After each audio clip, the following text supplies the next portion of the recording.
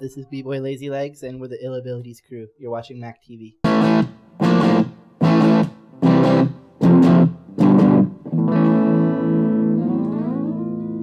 This episode, I was able to get up close and personal with Luca LazyLegz Patuelli and two of the Ill Abilities crew members.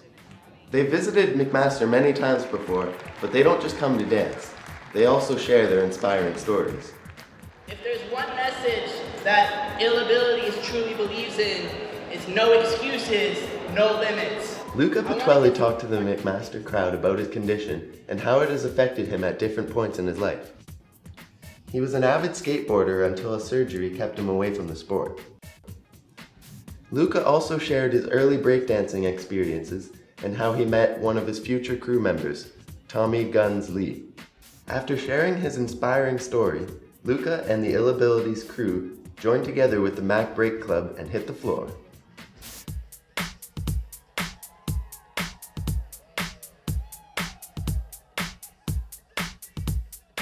Tell me a bit about yourself. Who is LazyLegz and what is it that you do? My name is LazyLegz and I'm a professional breakdancer. I'm also a motivational speaker. I've been dancing for about 10 years.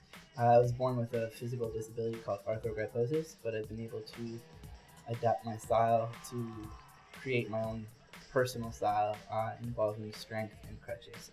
And we started the Ill Abilities crew, which is a super crew of disabled dancers.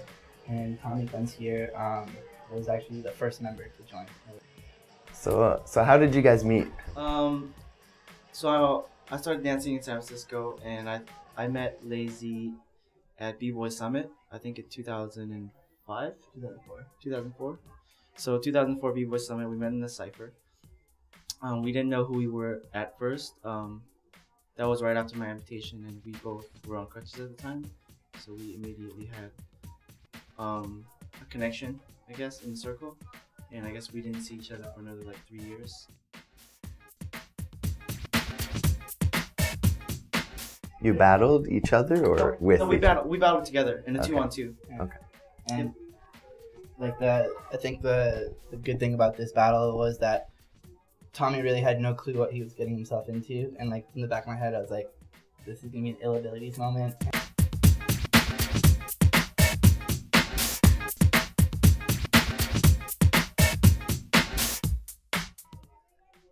So how long have you been breakdancing? I started dancing in 2002, 2003, so like around 7 years. I started in high school. We met Lazy, I guess, in 2004, so I had been breaking for like 12 years already. No, but more like a few years, you know. And he came into Montreal. He had just moved there from the States. And I saw him coming out with all these like crazy moves. We decided to take him out to a battle in Toronto, and in Hamilton. Yeah, there you go. Hamilton. And you know, we're all like 18, 17, coming out here, and we had a really good chemistry. So we formed that first initial crew called Illmatic Styles. Since then, we've been collaborating. I've been his executive stagehand on his trips, you know, and DJing, all sorts of stuff. Whatever he needs, I provide.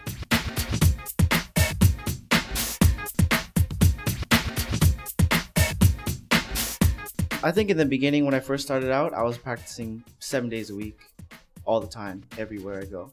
So I go to school, wake up, I practice, like between classes I practice, after school I practice, and then go to my friend's house and practice. But eventually, as you do it more and more, it's just kind of like you do it on the spot.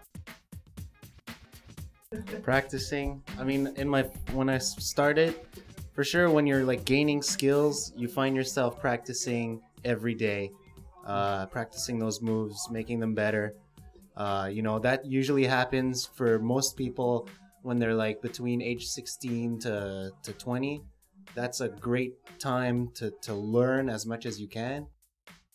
So you think you can dance Canada. Can you tell us a bit about that experience? Like anything that stood out in particular? I don't know. Mark was on So You Think You Can Dance Canada with me. He was actually one of the main reasons he influenced me really to audition that day. And then Mark calls me like the morning of the audition. And he's like, yo, you want to do it? And like my girlfriend's a huge fan. She's like, you should do it. You should do it. So I was like, okay. And so like we literally like burn the music like on the spot, and we show up and they're like, sorry, it's too late. They're like, why don't you come back tomorrow? We're doing like at lunchtime, we're doing one last like filter of people.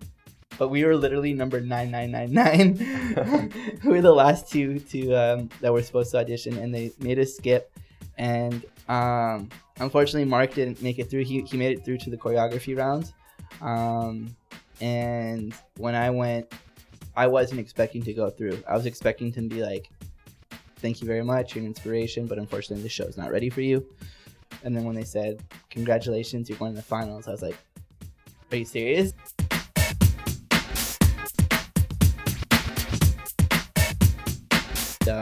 I get to bump into some of the dancers that were on the show from time to time at different events, and so it's really cool to see them.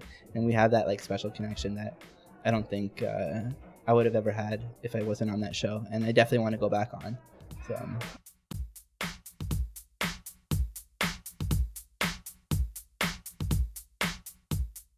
I think my two greatest accomplishments happened in 2010, and one with the dance career was definitely doing the opening ceremonies of the Paralympic Games. I've always wanted to perform in such a large crowd, and there was just that rush and that energy. There was so much stress building up to that performance, just with the crew and just the stress of so many people and the organization, because you had 65,000 dancers that all had to memorize that same choreography, so we had to know what we were doing so they could follow. But at the end, there was that moment where I personally truly felt like a rock star, and I just felt like I was like on top of the world at that moment.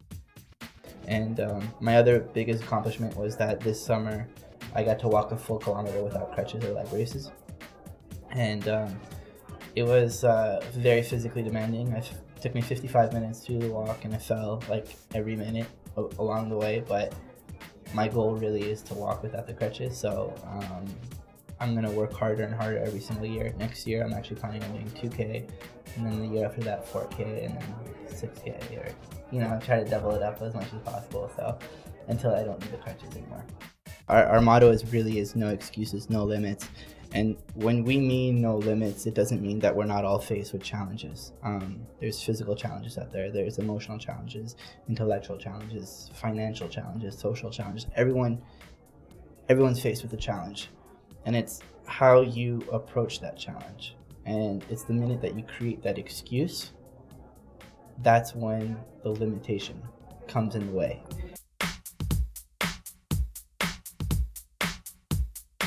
What's up? One more time, big thank you to Mac TV, the McMaster's Breakdance Club, and McMaster's University for bringing us out. We are the Ill Abilities Crew. If you want to follow us, you can check us out at www.illabilitiescrew.com. Follow us on Facebook, Ill Abilities Group, or even on Twitter. And if you want to support us, just make a donation on our website. We've got a web store selling the No Excuses, No Limits t-shirt. All funds do go back to the Ill Abilities Crew to help make this tour and event happen for the whole world. So thank you guys once again. Hope all is well, and see you guys next year. Peace. Join me next time as I get up close and personal with DJ Daryl Masai and the Headphone Disco. For Mac TV, I'm Conor Doan. You make me feel so loud.